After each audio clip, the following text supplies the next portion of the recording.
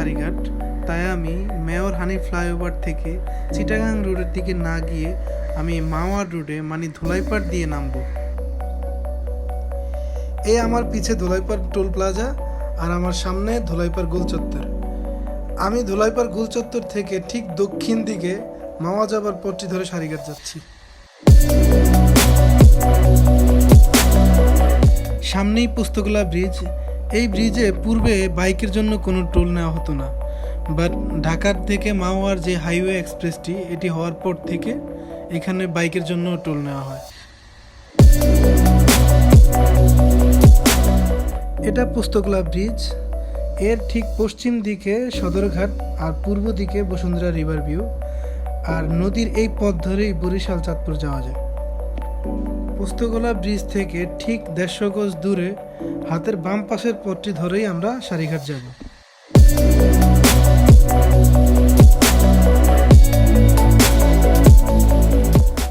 মূলত এই জায়গাটাকেই সারিঘাট বলে। আপনার সারিঘাট শুনলে মনে হইতে পারে এখানে মনে হয় কোনো ঘাট আছে। আসলে এই জায়গাটার নামই সারিঘাট, এখানে ওইরকম কোনো ঘাট নাই।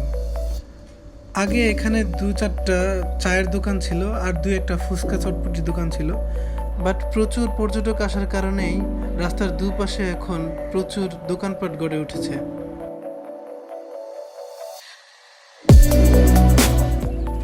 ভাই আহামরি কোনো কিছু নেই, যারা আর্ট বুঝে তাদের কাছে মনে হয় আমরা করবো না। কি বলেন, ইন্টারন্যাশনাল প্রোডাক্ট, ইন্টারন্যাশনাল হ্যান্ডিক্যাপ। এখানে এসেই কিছু সুন্দর সুন্দর হ্যান্ডিক্যাপ চোখে পড়লো। মাশাআল্লাহ, অনেক সুন্দর।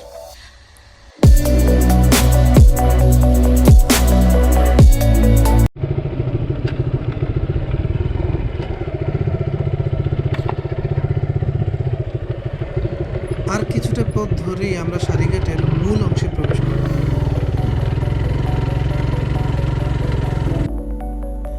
সারিঘাটের মূল বিশেষত্ব হলো এটা একটি প্রাকৃতিক কাশবনের লীলাভূমি। প্রকৃতি যেন নিজ হাতে এই পরিবেশটাকে এভাবে সাজিয়েছে।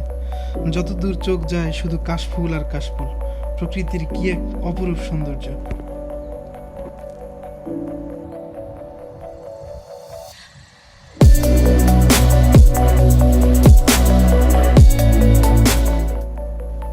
আমরা সারিঘাটের বিনোদন চিত্ত অংশ থেকে একটু পশ্চিম দিকে নির্জন অংশে যেতে থাকলাম।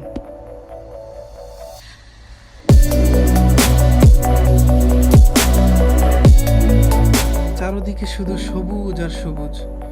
পাহাড়ি টিলার মতো করে বালুর স্তূপগুলো দাঁড়িয়ে আছে।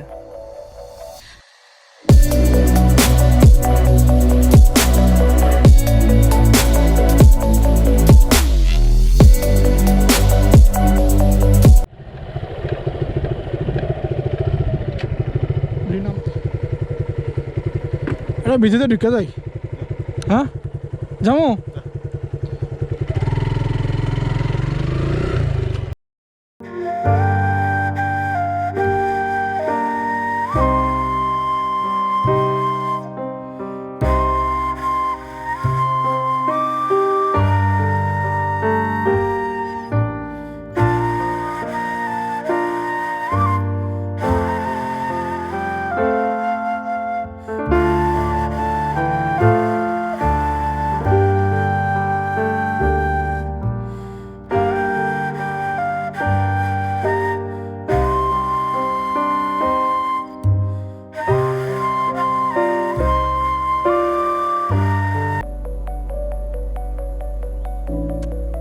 এতক্ষণ শুধু কাশবনের লীলাভূমি দেখলাম। এবার আমরা লেকের মতো অংশে যাব, যেখানে আপনি নৌকা নিয়ে ঘুরতে পারবেন। লেকের এই পার থেকে ওই পার নৌকার ভ্রমণ 10 টাকা করে নেয়। আপনি চাইলে ঘন্টা হিসাবেও ভাড়া নিতে পারেন।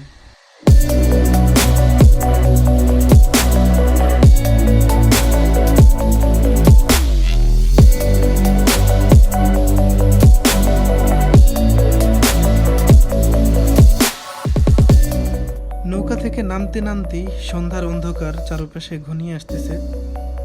সময় থাকলে আপনাদেরকে আরও কিছু দেখাতে পারতাম, তাই আমার প্রাপ্তি থেকে এতটুকুই দিতে পেরেছি। সবাই ভালো থাকবেন, আমার জন্য দোয়া করবেন। আসসালামু আলাইকুম।